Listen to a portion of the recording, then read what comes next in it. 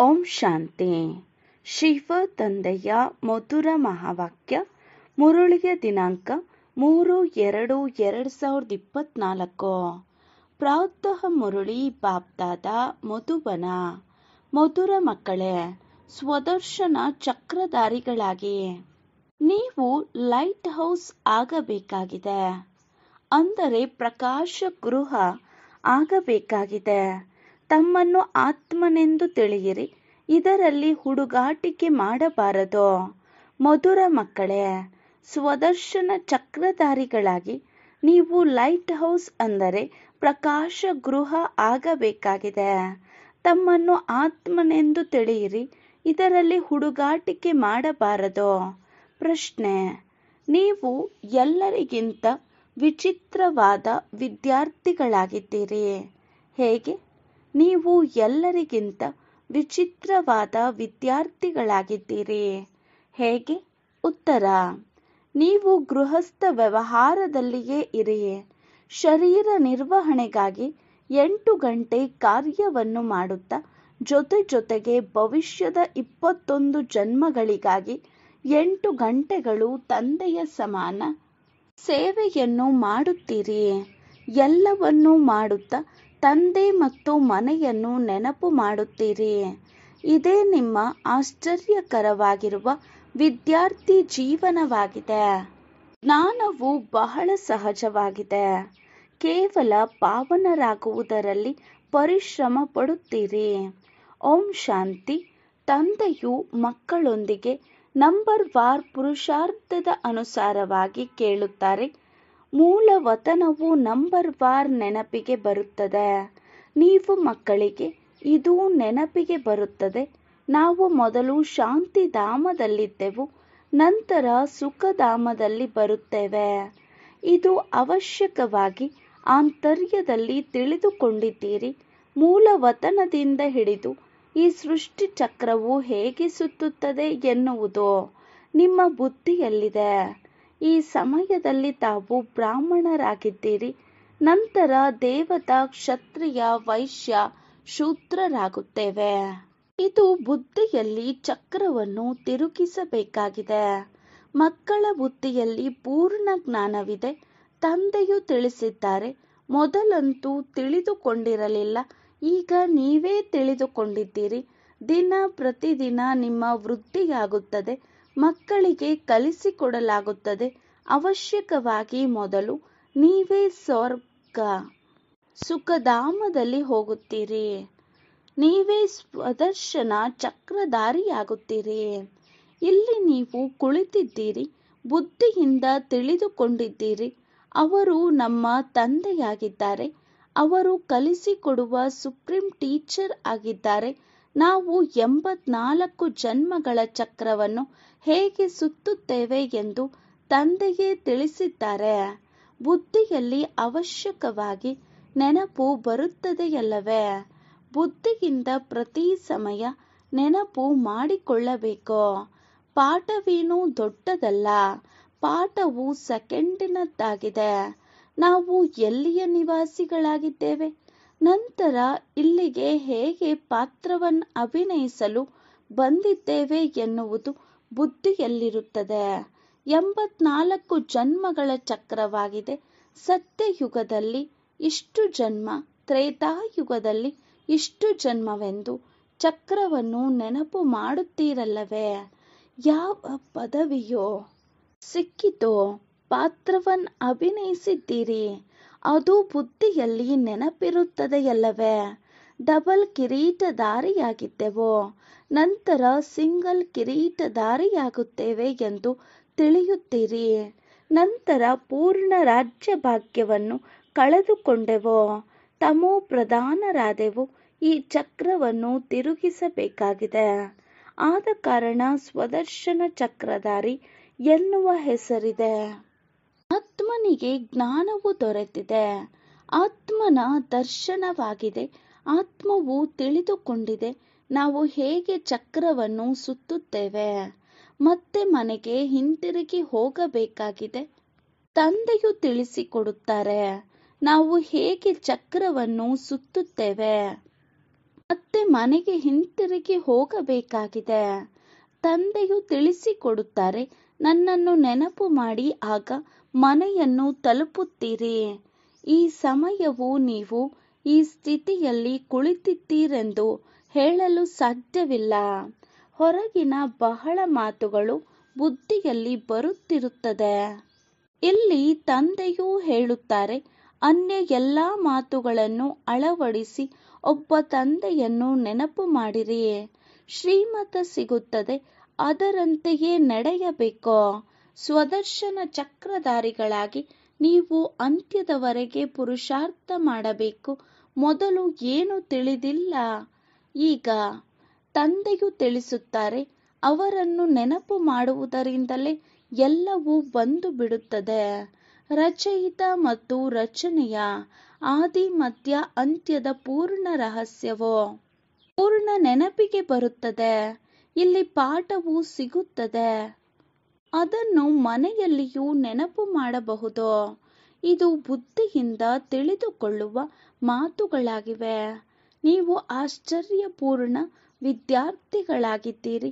ತಂದೆಯು ತಿಳಿಸುತ್ತಾರೆ, 8 ಗಂಟೆ ವಿಶ್ರಾಂತಿಯನ್ನು ಮಾಡಿರಿ. 8 ಗಂಟೆ ಶರೀರ ನಿರ್ವಹಣೆಗಾಗಿ ಕೆಲಸವನ್ನು ಬಲೆ ಮಾಡಿರಿ. ಈ ಕಾರ್ಯ ಎಲ್ಲವನ್ನೂ ಮಾಡಬೇಕು. ಜೊತೆಯಲ್ಲಿ ಇಲ್ಲಿ ತಂದೆಯು ಯಾವ ಕಾರ್ಯವನ್ನು ಕೊಟ್ಟಿದ್ದಾರೆಯೋ ಅದನ್ನು ತಮ್ಮ ಸಮಾನ ಮಾಡಿಕೊಳ್ಳುವುದು ಸಹ ಶರೀರ ನಿರ್ವಹಣೆಯಾಯಿತಲ್ಲವೇ. ಅದು ಅಲ್ಪ ಕಾಲದ್ದಾಗಿದೆ. ಇದು 21 ಜನ್ಮಗಳಿಗೆ ಶರೀರ ನಿರ್ವಹಣೆಯಾಗಿದೆ. ನೀವೀಗ ಯಾವ ಪಾತ್ರವನ್ನು ಅಭಿನಯಿಸುತ್ತೀರೋ ಅದರಲ್ಲಿ ಇದರ ಬಹಳ ಮಹತ್ವವಿದೆ. ಯಾರೆಷ್ಟು ಪರಿಶ್ರಮ ಪಡುತ್ತಾರೆಯೋ ನಂತರ ಭಕ್ತಿಯಲ್ಲಿ ಪೂಜೆಯಾಗುತ್ತದೆ.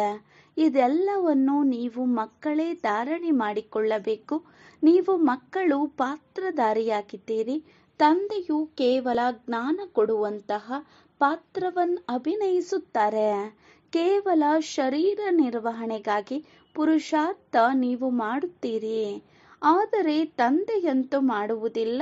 ತಂದೆಯು ಈ ವಿಶ್ವದ ಇತಿಹಾಸ ಭೂಗೋಳ ಪುನರಾವರ್ತನೆಯಾಗುತ್ತದೆ, ಚಕ್ರವು ಸುತ್ತುತ್ತದೆ ಎನ್ನುವ ಜ್ಞಾನವನ್ನು ತಿಳಿಸಲು ಬರುತ್ತಾರೆ. ಯುಕ್ತಿಯಿಂದ ತಿಳಿಸುತ್ತಿರುತ್ತಾರೆ. ತಂದೆಯು ತಿಳಿಸುತ್ತಾರೆ, ಮಕ್ಕಳೇ ಹುಡುಗಾಟಿಕೆ ಮಾಡಬಾರದು. ಲೈಟ್ ಹೌಸ್ ಆಗಿ ತನ್ನನ್ನು ಆತ್ಮನೆಂದು ತಿಳಿಯಬೇಕು. ಶರೀರದ ವಿನಃ ಆತ್ಮವು ಪಾತ್ರವನ್ನು ಅಭಿನಯಿಸಲು ಸಾಧ್ಯವಿಲ್ಲವೆಂದು ನೀವು ತಿಳಿದಿದ್ದೀರಿ. ಬಲೆ ನಿಮ್ಮ ಬಳಿ ಬರುತ್ತಾರೆ, ಚೆನ್ನಾಗಿದೆ ಚೆನ್ನಾಗಿದೆ ಎಂದು ಹೇಳುತ್ತಾರೆ, ಆದರೆ ಸ್ವದರ್ಶನ ಚಕ್ರಧಾರಿಗಳಾಗುವುದಿಲ್ಲ. ಇದನ್ನು ಬಹಳ ಅಭ್ಯಾಸ ಮಾಡಬೇಕಾಗುತ್ತದೆ. ನಂತರ ಎಲ್ಲಿಗೆ ಹೋದರೂ ಜ್ಞಾನದ ಸಾಗರರಾಗಿರುತ್ತಾರೆ. ಹೇಗೆ ವಿದ್ಯಾರ್ಥಿಯು ಓದಿ ಕಾಲೇಜಿನಲ್ಲಿ ಓದಿಸುತ್ತಾರೆ ಮತ್ತು ಉದ್ಯೋಗದಲ್ಲಿ ತೊಡಗುತ್ತಾರೆ, ಟೀಚರ್ ಆಗುವುದೇ ನಿಮ್ಮ ಕರ್ತವ್ಯವಾಗಿದೆ. ಎಲ್ಲರನ್ನೂ ಸ್ವದರ್ಶನ ಚಕ್ರಧಾರಿಯನ್ನಾಗಿ ಮಾಡಿರಿ. ಮಕ್ಕಳು ಚಿತ್ರವನ್ನು ಮಾಡಿದ್ದಾರೆ. ಡಬಲ್ ಕಿರೀಟಧಾರಿ ರಾಜರು, ನಂತರ ಸಿಂಗಲ್ ಕಿರೀಟಧಾರಿ ರಾಜರು ಹೇಗಾಗುತ್ತಾರೆ? ಇದಂತೂ ಸರಿಯಾಗಿದೆ. ಆದರೆ ಎಂದಿನಿಂದ ಎಂದಿನವರೆಗೆ ಡಬಲ್ ಕಿರೀಟಧಾರಿಗಳಾಗಿದ್ದರು ಮತ್ತು ಎಂದಿನಿಂದ ಎಂದಿನವರೆಗೆ ಸಿಂಗಲ್ ಕಿರೀಟಧಾರಿಗಳಾಗಿದ್ದರು. ನಂತರ ಹೇಗೆ ಮತ್ತು ಯಾವಾಗ ರಾಜ್ಯವನ್ನು ಕಳೆದುಕೊಂಡರೋ ಅದರ ದಿನಾಂಕವನ್ನು ಬರೆಯಬೇಕಾಗಿದೆ. ಇದು ಬೇಹದ್ದಿನ ದೊಡ್ಡ ನಾಟಕವಾಗಿದೆ. ನಾವು ಪುನಃ ದೇವತೆಗಳಾಗುತ್ತೇವೆ. ಈಗ ಬ್ರಾಹ್ಮಣರಾಗಿದ್ದೇವೆ. ಬ್ರಾಹ್ಮಣರು ಸಂಗಮ ಯುಗದಲ್ಲಿದ್ದಾರೆ. ನೀವು ತಿಳಿಸುವವರೆಗೂ ಯಾರೂ ತಿಳಿದುಕೊಳ್ಳುವುದಿಲ್ಲ. ಇದು ನಿಮ್ಮದು ಅಲೌಕಿಕ ಜನ್ಮವಾಗಿದೆ. ಲೌಕಿಕ ಮತ್ತು ಪಾರಲೌಕಿಕದಿಂದ ಆಸ್ತಿಯು ಸಿಗುತ್ತದೆ. ಇವರು ಅಂದರೆ ಬ್ರಹ್ಮ ತಂದೆಯ ಮೂಲಕ ತಂದೆಯು ನಿಮಗೆ ಆಸ್ತಿಯನ್ನು ಕೊಡುತ್ತಾರೆ. ಹೇ ಪ್ರಭು ಎಂದು ಹಾಡುತ್ತಾರೆಯೇ ವಿನಃ ಹೇ ಪ್ರಜಾಪಿತ ಬ್ರಹ್ಮ ಎಂದು ಹಾಡುವುದಿಲ್ಲ. ಲೌಕಿಕ ಮತ್ತು ಪಾರಲೌಕಿಕ ತಂದೆಯನ್ನು ನೆನಪು ಮಾಡುವುದಿಲ್ಲ. ನೀವು ಮಾತ್ರ ತಿಳಿದಿದ್ದೀರಿ. ಪಾರಲೌಕಿಕ ತಂದೆಯದು ಅವಿನಾಶಿ ಆಸ್ತಿಯಾಗಿದೆ, ಲೌಕಿಕ ತಂದೆಯದು ವಿನಾಶಿ ಆಸ್ತಿಯಾಗಿದೆ. ಬಲೆ ಯಾರು ರಾಜನ ಮಗುವಾಗಿದ್ದಾರೆ? 5 ಕೋಟಿ ಆಸ್ತಿ ಸಿಗುತ್ತದೆ ಮತ್ತು ಬೇಹದ್ದಿನ ಆಸ್ತಿಯನ್ನು ಹೋಲಿಸಿದರೆ ಇದು ಅವಿನಾಶಿ ಆಸ್ತಿಯಾಗಿದೆ.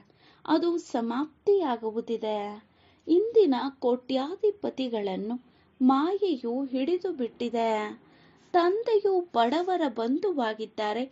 ಈಗ ನೀವು ಅನೇಕರ ಕಲ್ಯಾಣ ಮಾಡಲು ಪುರುಷಾರ್ಥ ಮಾಡುತ್ತಿದ್ದೀರಿ. ಅಂದಾಜು ರೋಗಿಗಳಿಗೆ ವೈರಾಗ್ಯ ಬರುತ್ತದೆ.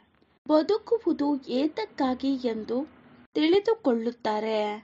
ಮುಕ್ತಿಧಾಮಕ್ಕೆ ಹೋಗುವ ಮಾರ್ಗವು ಸಿಗಲಿ ಎಂದು ಯೋಚಿಸುತ್ತಾರೆ. ದುಃಖದಿಂದ ಮುಕ್ತರಾಗಲು ಮುಕ್ತಿ ಬೇಡುತ್ತಾರೆ. ಸತ್ಯಯುಗದಲ್ಲಿ ಬೇಡುವುದಿಲ್ಲ, ಏಕೆಂದರೆ ಅಲ್ಲಿ ದುಃಖವಿರುವುದಿಲ್ಲ. ಈ ಮಾತುಗಳು ನೀವು ತಿಳಿದುಕೊಂಡಿದ್ದೀರಿ. ತಂದೆಯ ಮಕ್ಕಳು ವೃದ್ಧಿಯಾಗುತ್ತಾ ಹೋಗುತ್ತಾರೆ. ಯಾರು ಸೂರ್ಯವಂಶಿ ಚಂದ್ರವಂಶಿ ದೇವತೆಗಳಾಗುವವರಾಗಿದ್ದಾರೆಯೋ ಅವರೇ ಬಂದು ಜ್ಞಾನವನ್ನು ತೆಗೆದುಕೊಳ್ಳುತ್ತಾರೆ. ಆದರೆ ನಂಬರ್ ವಾರ್ ಪುರುಷಾರ್ಥದ ಅನುಸಾರ ಈ ಜ್ಞಾನವನ್ನು ತಂದೆಯ ವಿನಃ ಮತ್ಯಾರೂ ತಿಳಿಸಲು ಸಾಧ್ಯವಿಲ್ಲ. ಈಗ ನೀವು ಬೇಹದ್ದಿನ ತಂದೆಯನ್ನು ಬಿಟ್ಟು ಎಲ್ಲಿಗೂ ಹೋಗುವುದಿಲ್ಲ. ಯಾರಿಗೆ ತಂದೆಯ ಜೊತೆ ಪ್ರೀತಿ ಇದೆಯೋ ಅವರು ತಿಳಿದುಕೊಳ್ಳುತ್ತಾರೆ. ಜ್ಞಾನವಂತೂ ಬಹಳ ಸಹಜವಾಗಿದೆ. ಬಾಕಿ ಪಾವನರಾಗುವುದರಲ್ಲಿ ಮಾಯೆಯು ವಿಘ್ನವನ್ನು ಹಾಕುತ್ತದೆ. ಯಾವುದೇ ಮಾತಿನಲ್ಲಿ ಹುಡುಗಾಟಿಕೆ ಮಾಡಿದರೆ ಅದರಿಂದಲೇ ಸೋಲನ್ನು ಅನುಭವಿಸುತ್ತೀರಿ. ಇದರ ಉದಾಹರಣೆಯಾಗಿ ಬಾಕ್ಸಿಂಗ್ ಚೆನ್ನಾಗಿರುತ್ತದೆ. ಬಾಕ್ಸಿಂಗ್ನಲ್ಲಿ ಒಬ್ಬರ ಮೇಲೆ ಇನ್ನೊಬ್ಬರು ವಿಜಯವನ್ನು ಪಡೆಯುತ್ತಾರೆ. ಮಕ್ಕಳು ತಿಳಿದುಕೊಂಡಿದ್ದೀರಿ, ಮಾಯೆಯು ನಮ್ಮನ್ನು ಸೋಲಿಸಿ ಬಿಡುತ್ತದೆ. ತಂದೆಯು ಹೇಳುತ್ತಾರೆ, ಮಧುರ ಮಕ್ಕಳೇ, ಸ್ವಯಂ ಅನ್ನು ಆತ್ಮನೆಂದು ತಿಳಿಯಿರಿ. ತಂದೆಗೂ ಇದರಲ್ಲಿ ಪರಿಶ್ರಮವಿದೆ ಎಂದು ತಿಳಿದಿದ್ದಾರೆ. ಬಾಬಾರವರು ಸಹಜ ಯುಕ್ತಿಯನ್ನು ತಿಳಿಸುತ್ತಾರೆ. ನಾನು ಆತ್ಮ ಒಂದು ಶರೀರವನ್ನು ಬಿಟ್ಟು ಇನ್ನೊಂದನ್ನು ತೆಗೆದುಕೊಳ್ಳುತ್ತೇನೆ, ಪಾತ್ರವನ್ನು ಅಭಿನಯಿಸುತ್ತೇನೆ, ಬೇಹದ್ದಿನ ತಂದೆಯ ಮಗುವಾಗಿದ್ದೇನೆ ಎಂಬ ಮಾತನ್ನು ಪಕ್ಕಾ ಮಾಡಿಕೊಳ್ಳಬೇಕು. ತಂದೆಯು ಅನುಭವ ಮಾಡುತ್ತಾರೆ. ಮಾಯೆಯು ಇವರ ಬುದ್ಧಿಯೋಗವನ್ನು ತೆಗೆದು ಬಿಡುತ್ತದೆ. ನಂಬರ್ ವಾರ್ ಇದ್ದಾರೆ. ಈ ಲೆಕ್ಕದಿಂದ ರಾಜಧಾನಿಯು ಸ್ಥಾಪನೆಯಾಗುತ್ತಿದೆ. ಎಲ್ಲರೂ ಏಕರಸವಾದರೆ ರಾಜಧಾನಿಯಾಗಲು ಸಾಧ್ಯವಿಲ್ಲ. ರಾಜ, ರಾಣಿ, ಪ್ರಜೆ, ಸಾಹುಕಾರ ಎಲ್ಲರೂ ಆಗುತ್ತಾರೆ. ಈ ಮಾತು ನಿಮ್ಮ ವಿನಃ ಮತ್ಯಾರೂ ತಿಳಿದುಕೊಂಡಿಲ್ಲ. ನಾವು ನಮ್ಮ ರಾಜಧಾನಿಯನ್ನು ಸ್ಥಾಪನೆ ಮಾಡುತ್ತಿದ್ದೇವೆ. ಈ ಎಲ್ಲ ಮಾತುಗಳನ್ನು ನಿಮ್ಮಲ್ಲಿಯೂ ಯಾರು ಅನನ್ಯವಾಗಿದ್ದಾರೆಯೋ ಅವರಿಗೆ ನೆನಪು ಬರುತ್ತದೆ. ಈ ಮಾತುಗಳನ್ನು ಎಂದೂ ಮರೆಯಬಾರದು. ನಾವು ಮರೆತು ಬಿಡುತ್ತೇವೆ ಎಂದು ಮಕ್ಕಳು ತಿಳಿದುಕೊಂಡಿದ್ದೀರಿ. ಇಲ್ಲವೆಂದರೆ ನಾವು ವಿಶ್ವಕ್ಕೆ ಮಾಲೀಕರಾಗುತ್ತೇವೆ ಎಂದು ಬಹಳ ಖುಷಿ ಇರಬೇಕಾಗಿದೆ. ಪುರುಷಾರ್ಥದಿಂದಲೇ ಆಗುತ್ತೇವೆಯೇ ವಿನಃ ಹೇಳುವುದರಿಂದ ಆಗುವುದಿಲ್ಲ. ತಂದೆಯು ಬಂದ ತಕ್ಷಣ ಕೇಳುತ್ತಾರೆ, ಮಕ್ಕಳೇ ಎಚ್ಚರಿಕೆ, ಸ್ವದರ್ಶನ ಚಕ್ರಧಾರಿಯಾಗಿ ಕುಳಿತಿದ್ದೀರಾ. ತಂದೆಯು ಸ್ವದರ್ಶನ ಚಕ್ರಧಾರಿಯಾಗಿದ್ದಾರೆ. ಇವರಲ್ಲಿ ಪ್ರವೇಶ ಮಾಡುತ್ತಾರೆ. ಮನುಷ್ಯರು ವಿಷ್ಣು ಸ್ವದರ್ಶನ ಚಕ್ರಧಾರಿ ಎಂದು ತಿಳಿದುಕೊಂಡಿದ್ದಾರೆ. ಇವರೇ ಲಕ್ಷ್ಮೀನಾರಾಯಣ ಎಂದು ಗೊತ್ತಿಲ್ಲ. ಇವರಿಗೂ ಜ್ಞಾನವನ್ನು ಯಾರು ಕೊಟ್ಟರು? ಯಾರಿಂದ ಯಾವ ಜ್ಞಾನವು ಸಿಗುತ್ತದೆ? ಇದರಿಂದ ಇವರು ಲಕ್ಷ್ಮೀನಾರಾಯಣರ ಪದವಿಯನ್ನು ಪಡೆದರು. ಸ್ವದರ್ಶನ ಚಕ್ರದಿಂದ ಸಂಹಾರ ಮಾಡುತ್ತಾರೆ ಎಂದು ತೋರಿಸುತ್ತಾರೆ. ನಿಮಗೆ ಈ ಚಿತ್ರವನ್ನು ಮಾಡುವವರನ್ನು ನೋಡಿ ನಗು ಬರುತ್ತದೆ. ವಿಷ್ಣುವೆಂದು ಕಂಬೈನ್ ಗೃಹಸ್ಥಾಶ್ರಮದ ಗುರುತಾಗಿದೆ. ಚಿತ್ರ ಶೋಭಿಸುತ್ತದೆ. ಬಾಕಿ ಇದು ಸರಿಯಾದ ಚಿತ್ರವಲ್ಲ. ಮೊದಲು ನೀವು ತಿಳಿದುಕೊಂಡಿರಲಿಲ್ಲ 4 ಭುಜದ ಚಿತ್ರವು ಇಲ್ಲಿಗೆ ಏಕೆ ಬರುತ್ತದೆ. ಈ ಎಲ್ಲ ಮಾತುಗಳನ್ನು ನಿಮ್ಮಲ್ಲಿಯೂ ನಂಬರ್ ವಾರ್ ತಿಳಿದುಕೊಂಡಿದ್ದಾರೆ. ತಂದೆಯು ಹೇಳುತ್ತಾರೆ, ಪುರುಷಾರ್ಥವೇ ಪೂರ್ಣ ಆಧಾರವಾಗಿದೆ. ತಂದೆಯು ನೆನಪಿನಿಂದಲೇ ಪಾಪವು ಭಸ್ಮವಾಗುತ್ತದೆ. ಎಲ್ಲದಕ್ಕಿಂತ ಹೆಚ್ಚಾಗಿ ನಂಬರ್ 1 ಈ ಪುರುಷಾರ್ಥ ಮಾಡಬೇಕು. ಸಮಯವನ್ನು ತಂದೆಯು ಕೊಟ್ಟಿದ್ದಾರೆ. ಗೃಹಸ್ಥಾಶ್ರಮದಲ್ಲಿಯೂ ಇರಬೇಕು. ಇಲ್ಲವಾದರೆ ಮಕ್ಕಳನ್ನು ಯಾರು ಸಂಪಾಲನೆ ಮಾಡುತ್ತಾರೆ. ಎಲ್ಲವನ್ನೂ ಮಾಡುತ್ತಾ ಅಭ್ಯಾಸ ಮಾಡಬೇಕು. ಬಾಕಿ ಇನ್ನೂ ಯಾವ ಮಾತು ಇಲ್ಲ. ಕೃಷ್ಣನು ಅಕಾಸುರ ಬಕಾಸುರರನ್ನು ಸ್ವದರ್ಶನ ಚಕ್ರದಿಂದ ಸಂಹಾರ ಮಾಡಿದನೆಂದು ತೋರಿಸುತ್ತಾರೆ. ಈಗ ನೀವು ತಿಳಿದುಕೊಂಡಿದ್ದೀರಿ. ಚಕ್ರ ಮುಂತಾದವುಗಳ ಮಾತೇ ಇಲ್ಲ. ಇದನ್ನು ತಂದೆಯೇ ತಿಳಿಸಿಕೊಡುತ್ತಾರೆ. ಮನುಷ್ಯರು ಮನುಷ್ಯರಿಗೆ ತಿಳಿಸಿಕೊಡಲು ಸಾಧ್ಯವಿಲ್ಲ. ಮನುಷ್ಯರು ಮನುಷ್ಯರ ಸದ್ಗತಿ ಮಾಡಲು ಸಾಧ್ಯವಿಲ್ಲ. ಸ್ವದರ್ಶನ ಚಕ್ರದ ಅರ್ಥವೇನೆಂದು ತಂದೆಯೇ ತಿಳಿಸಿದ್ದಾರೆ. ಶಾಸ್ತ್ರಗಳಲ್ಲಿ ಇಂತಹ ಕಥೆಗಳನ್ನು ಮಾಡಿದ್ದಾರೆ. ಕೇಳಲೇಬೇಡಿ. ಕೃಷ್ಣನನ್ನು ಹಿಂಸಕನನ್ನಾಗಿ ಮಾಡಿದ್ದಾರೆ. ಇದನ್ನು ಏಕಾಂತದಲ್ಲಿ ವಿಚಾರ ಸಾಗರ ಮಂಥನ ಮಾಡಬೇಕಾಗಿದೆ. ರಾತ್ರಿಯಲ್ಲಿ ಯಾರು ಕಾವಲು ಕಾಯುತ್ತಾರೆಯೋ ಅವರಿಗೆ ಬಹಳ ಸಮಯವು ಸಿಗುತ್ತದೆ. ಅವರು ಬಹಳ ನೆನಪು ಮಾಡಬಹುದು. ತಂದೆಯನ್ನು ನೆನಪು ಮಾಡುತ್ತಾ ಸ್ವದರ್ಶನ ಚಕ್ರವನ್ನು ತಿರುಗಿಸುತ್ತೀರಿ. ನೆನಪು ಮಾಡುತ್ತಿದ್ದರೆ ಖುಷಿಯಲ್ಲಿ ನಿದ್ರೆಯು ಹೊರಟು ಹೋಗುತ್ತದೆ. ಯಾರಿಗೆ ಹಣವು ಸಿಗುತ್ತದೆಯೋ ಅವರು ಬಹಳ ಖುಷಿಯಲ್ಲಿ ಇರುತ್ತಾರೆ ಎಂದು ತೂಕಡಿಸುವುದಿಲ್ಲ. ನೀವು ತಿಳಿದುಕೊಂಡಿದ್ದೀರಿ, ನಾವು ಸದಾ ಆರೋಗ್ಯವಂತರು ಐಶ್ವರ್ಯವಂತರು ಆಗುತ್ತೇವೆ. ಇದರಲ್ಲಿ ಚೆನ್ನಾಗಿ ತತ್ಪರರಾಗಬೇಕು. ಇದನ್ನು ತಂದೆಯು ತಿಳಿದುಕೊಂಡಿದ್ದಾರೆ. ಡ್ರಾಮಾನುಸಾರ ಏನೆಲ್ಲವೂ ನಡೆಯುತ್ತದೆಯೋ ಅದು ಸರಿಯಾಗಿದೆ. ಆದರೂ ಪುರುಷಾರ್ಥ ಮಾಡಿಸುತ್ತಿರುತ್ತಾರೆ. ಈಗ ತಂದೆಯು ಶಿಕ್ಷಣವನ್ನು ಕೊಡುತ್ತಾರೆ. ಹೀಗೆ ಇಂತಹವರು ಇದ್ದಾರೆ. ಅವರಲ್ಲಿ ಜ್ಞಾನವೂ ಇರುವುದಿಲ್ಲ, ಯೋಗವೂ ಇರುವುದಿಲ್ಲ. ಯಾರೇ ಬುದ್ಧಿವಂತರು ವಿದ್ವಾಂಸರು ಬಂದರೆ ಮಾತನಾಡಲು ಆಗುವುದಿಲ್ಲ. ಸೇವಾದಾರಿ ಮಕ್ಕಳು ತಿಳಿದುಕೊಂಡಿದ್ದಾರೆ. ನಮ್ಮ ಬಳಿ ಯಾರು ಚೆನ್ನಾಗಿ ತಿಳಿಸಿಕೊಡುತ್ತಾರೆ ಎಂದು ನಂತರ ತಂದೆಯು ನೋಡುತ್ತಾರೆ. ಯಾರಾದರೂ ಬುದ್ಧಿವಂತ ಓದಿ ಬರೆದಿರುವಂತಹ ಒಳ್ಳೆಯ ವ್ಯಕ್ತಿಗಳು ಬಂದಾಗ ತಿಳಿಸಿಕೊಡುವವರು ದಡ್ಡರಾದರೆ ತಂದೆಯೇ ಸ್ವಯಂ ಪ್ರವೇಶ ಮಾಡಿ ಅವರನ್ನು ಜಾಗೃತ ಮಾಡುತ್ತಾರೆ. ಯಾರು ಸತ್ಯವಂತ ಮಕ್ಕಳಿರುತ್ತಾರೆಯೋ ಅವರು ಹೇಳುತ್ತಾರೆ, ನಮ್ಮಲ್ಲಿ ಇಷ್ಟು ಜ್ಞಾನವಿರಲಿಲ್ಲ. ತಂದೆಯೇ ಕುಳಿತು ಅದನ್ನು ತಿಳಿಸಿಕೊಟ್ಟರು. ಕೆಲವರಿಗೆ ತನ್ನ ಅಹಂಕಾರ ಬರುತ್ತದೆ. ಈ ಸಹಾಯ ಮಾಡುವುದು ಸಹ ಡ್ರಾಮಾದಲ್ಲಿ ನಿಗದಿತವಾಗಿದೆ. ಡ್ರಾಮಾ ಬಹಳ ವಿಚಿತ್ರವಾಗಿದೆ. ಇದನ್ನು ತಿಳಿಸಿಕೊಡಲು ಬಹಳ ವಿಶಾಲ ಬುದ್ಧಿಯು ಬೇಕು. ಈಗ ನೀವು ಮಕ್ಕಳು ತಿಳಿದುಕೊಂಡಿದ್ದೀರಿ. ನಾವು ಅಂತಹ ರಾಜಧಾನಿಯನ್ನು ಸ್ಥಾಪನೆ ಮಾಡುತ್ತಿದ್ದೇವೆ. ಅದರಲ್ಲಿ ಎಲ್ಲರೂ ಅತಿ ಸುಂದರರಾಗಿದ್ದರು. ಅಲ್ಲಿ ಕಪ್ಪಾಗಿ ಯಾರೂ ಇರುವುದಿಲ್ಲ. ನೀವು ಕಪ್ಪು ಹಾಗೂ ಸುಂದರ ಚಿತ್ರವನ್ನು ಮಾಡಿ ಬರೆಯಿರಿ. 63 ಜನ್ಮಗಳು ಕಾಮಚಿತೆಯ ಮೇಲೆ ಕುಳಿತು ಈ ರೀತಿ ಕಪ್ಪಾಗಿದ್ದಾರೆ. ಆತ್ಮವೇ ಆಗಿದೆ. ಲಕ್ಷ್ಮೀನಾರಾಯಣರದು ಸಹ ಚಿತ್ರವನ್ನು ಕಪ್ಪಾಗಿ ಮಾಡಿದ್ದಾರೆ. ಆತ್ಮವೇ ಕಪ್ಪಾಗುತ್ತದೆ ಎಂದು ತಿಳಿದಿಲ್ಲ. ಅವರು ಸತ್ಯಯುಗದ ಮಾಲೀಕರು, ಸುಂದರರಾಗಿದ್ದರು. ನಂತರ ಕಾಮಚಿತೆಯ ಮೇಲೆ ಕುಳಿತುಕೊಳ್ಳುವುದರಿಂದ ಕಪ್ಪಾಗುತ್ತಾರೆ. ಆತ್ಮವು ಪುನರ್ಜನ್ಮವನ್ನು ತೆಗೆದುಕೊಳ್ಳುತ್ತಾ ತಮೋ ಪ್ರಧಾನವಾಗುತ್ತದೆ.